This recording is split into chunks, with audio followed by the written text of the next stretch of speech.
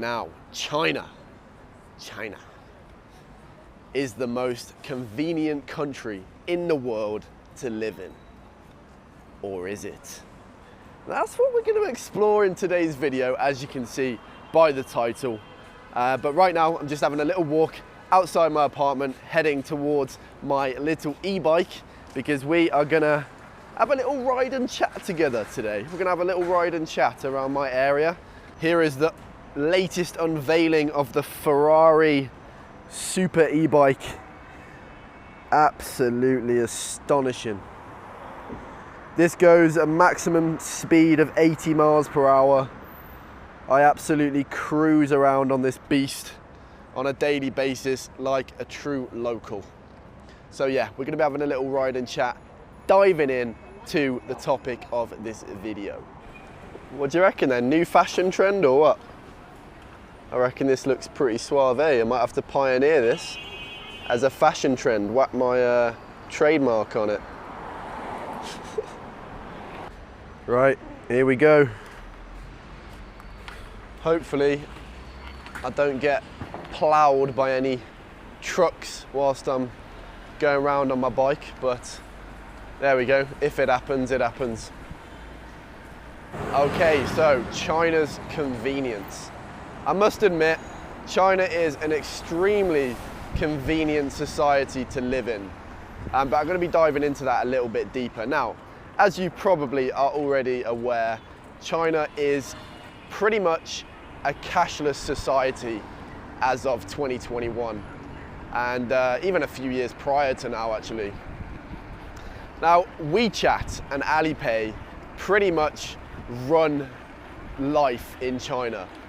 WeChat is a social application where you can do, the world is your oyster. You can do absolutely everything on WeChat. You can pay using a QR code. You can get your health code during COVID.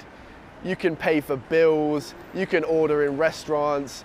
You can make appointments at the doctors. And the list just goes on and on and on. You can do everything. And 80% of China's population are using WeChat at this point. Around 1.2 billion people only in China are using this application. The level of convenience with WeChat is astonishing, I tell you, right? Let's say I want to order food at midnight, okay? Back in England, no chance, where I lived anyway. Obviously in London and stuff you could. But it's going to be fairly pricey to get things delivered. Here, no. What do you reckon I do? Oh yeah, go on the third-party application in WeChat. Bob's your uncle. You got a list of stores, 100 million different restaurants you can choose from. What do I want? Korean food, Japanese food? No. I want food from Zimbabwe. All right, maybe they ain't got food from Zimbabwe, but they got a lot of different choices, all right? And it's going to be delivered in half an hour to my door for literally 6 RMB or 50 pence. I'm literally getting lunch for 6 kwai. What? That is absolutely mental. 6 kwai, that's like 50 pence. And it's going to be delivered to me. I mean, that was some kind of deal, but still, that is mind-blowing. Some of the little things are the biggest things that are, you know, the biggest difference in your life. I was packing up to leave my apartment, and I realized that like 12 o'clock at night, I didn't have any box tape, right? So I go outside, first convenience store outside of my apartment, bam, they've got box tape. Like if I didn't have box tape in England at midnight, that's it. You're done for, you're doomed. You ain't getting it. But here, I tell you, you can get anything at any time.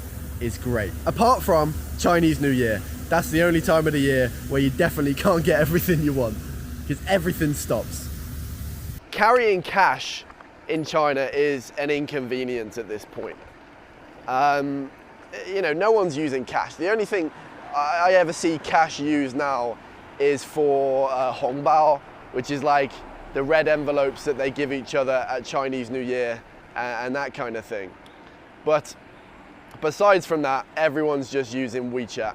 Even like 90-year-olds the majority of them, I'll have a smartphone and they're paying using their QR code. Now, this has a lot of upsides and a couple of downsides as well.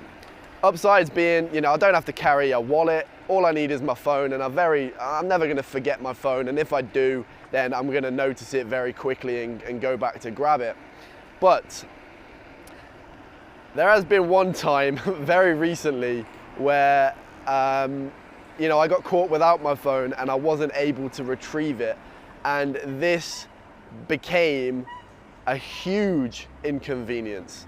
Now, basically what happened, I was at my girlfriend's house and she lives in a shared apartment with a few other people, and she went out to work and I was still in her room. Now, I left her room to go to the bathroom, and I realized that the door shut behind me. And now I don't know the password to her room. I never thought to remember it. And my phone and my laptop were inside, and no one else was in her apartment, so this became a massive problem. Luckily, using my limited Chinese, I was able to go down and sort it out with the admin staff or the security guy at the bottom of the building, to call up a guy to ask him to come and open the door. So a couple of hours passed and I was able to get back in.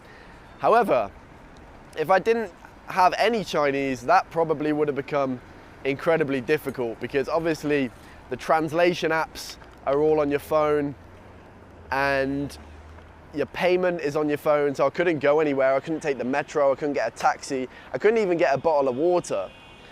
And yeah, it was a bit of an issue, and it really highlighted how important your phone is. Your phone is just everything in China, and losing it can be a real problem. Now, the next one I'm going to move on to is transport. And transport in China is literally a godsend. I'm telling you, it is life-changing, but you won't really realize it if you're living in a Western country until you come and actually live here, how much of a difference it actually makes. Now, I'm dreading ever living back in a Western country with the public transport systems that they do have, and longing and missing, the infrastructure they have in China to get you around to different places. It's literally endless. Now, talking about in the cities, right? As you can see around me, and I'm on one now on an e-bike, a lot of people have e-bikes, and they're fairly inexpensive. Another way, just other individual modes of transport, for example, swegways or electric scooters or rental bikes, they're literally everywhere. In Shenzhen, they have rental bicycles.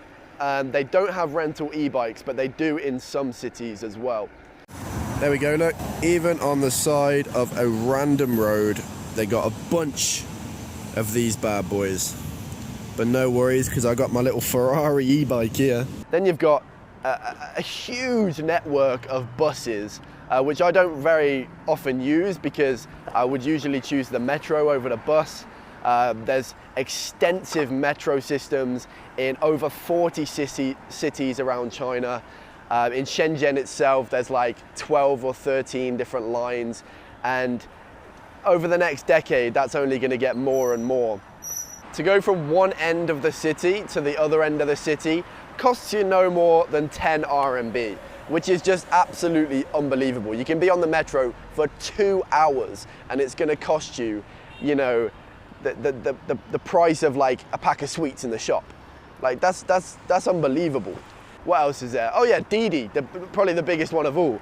Didi is basically the Chinese version of Uber, and they offer very inexpensive on-demand taxi journeys anywhere in the city, and if you're going like short to medium length, they are not very expensive at all. If you're taking longer journeys, it can rack up the price a bit. And the only time I've ever had to really wait for an Uber or a Didi in Shenzhen is when it's raining. Sometimes at rush hour as well, but if it's raining, the Chinese really don't like rain, so everyone's taking taxis at that point. And then you're starting to move on to intercity. And this is where, you know, it just gets ridiculous. You've got over 40,000 kilometers of high-speed rail around China, which is just connecting all the big areas, you know, to each other. China is about the same size in landmass as Europe. And if, you know, you can only imagine if you live in Europe and you had a high-speed rail network as good as they do in China, man, I'd be traveling everywhere. But you know, it's pretty much, you can take slow trains, but it's pretty much, you know, you're flying between destinations. And that also makes it a bit more difficult, you know, because it is different countries and you've got different regulations in different places. So it would be a bit harder to make a high-speed rail network in Europe. But yeah, it makes getting around China super easy. Now I just hopped off my bike here because I don't want to get this wrong. I compared a journey in the UK from two major cities of London to Birmingham to a similar distance here from where I live in Shenzhen going to Guangzhou, which is also two major cities here in China. Now if you were to go by train, right, between London and Birmingham, which is 190 kilometers, it would take you just over 2 hours and cost you around 250 RMB or 30 Great British pounds for the absolute cheapest ticket you can get off peak time, right? Now you can go at any time between Shenzhen and Guangzhou, and it will take you 30 minutes on the high-speed rail. Now it's slightly less in distance, it's 140 kilometers, but it's going to cost you around 65 RMB, which is around 6 British pounds. Now, so essentially it's around a quarter of the price and a quarter of the time using the high-speed rail network here in China, which you can't fault it. Those numbers speak for themselves, you know. Now, back to business. The reason why it's so much cheaper to travel around on public transport in China is because those public service, you know, areas are all government controlled. They're all owned by the government. And the difference is they're doing it and they're building this infrastructure as, you know, for the people. They're making it inexpensive so that people can get around, no matter what their salary is, to get people around, and in turn, that will boost the economy down the line.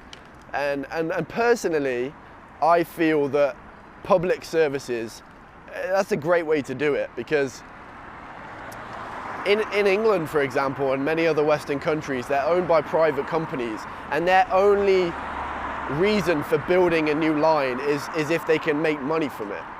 So for example, if you go into like small cities or, you know, towns, the public transport is just dreadful. Like the village I used to live in, there would be like 1 to 2 buses per day to the nearest town. And it would cost like, it was too expensive. It was cheaper in fuel to drive there by car. And that's just because there wasn't enough people using it for it to be profitable. But here in China, there are some lines that they know are not going to be profitable. For example, building the high-speed rail all the way up to the northwest of China to Xinjiang. They know that that's probably not going to make any money for, you know, 50 years. But the reason they build it is to integrate people from Xinjiang into the rest of China. And they use the really popular lines that make a lot of money, for example, between Beijing and Shanghai, to subsidize for those less profitable lines. But down the line, once again, it's going to have an overall benefit to the overall economy of China. That's about it for high-speed rail. Now, they've also got over 200 airports in and around China. That is more airports than are in Europe, the whole continent of Europe.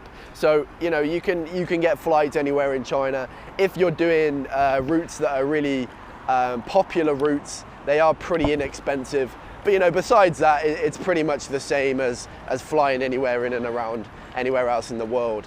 You know, pretty convenient, but nothing too new there. I think I've overwhelmed you with how convenient it is to live in China, but is it as convenient for everybody? Now for that, I would say no. Reason being, right, if you're a first timer to China, if you've never been here before, you're a foreigner and you don't speak any Chinese, it's hard for you to leverage and take advantage of all the things that make things convenient here in China. Because, you know, not every company has an English app. There are, the biggest ones do, WeChat, Alipay, Didi, they have English versions for their applications. But, you know, a lot of the other ones, they don't. So you either have to get used to using it and kind of, you know, have someone show you how to use it and get used to it. Or you need some contacts here to help you do certain things. So it's not as easy for foreigners, I would say. But once you do get used to it and you make some contacts, you know, you can pretty much use everything that the locals would use. But yeah, that's my take on how convenient China is. There are some good sides, there are some bad sides. Just make sure not to lose your phone. Guard your phone with your life, all right? And no matter if it's a cheap one or an expensive one, if you lose that damn thing, you're gonna have problems. So yeah, hope you did enjoy this one. YouTube thinks you're gonna like this video here next. So let's see if they're right, shall we? Drop a like on this one if you did enjoy, and we will see you in the next one. For now, everybody, take care. Oh.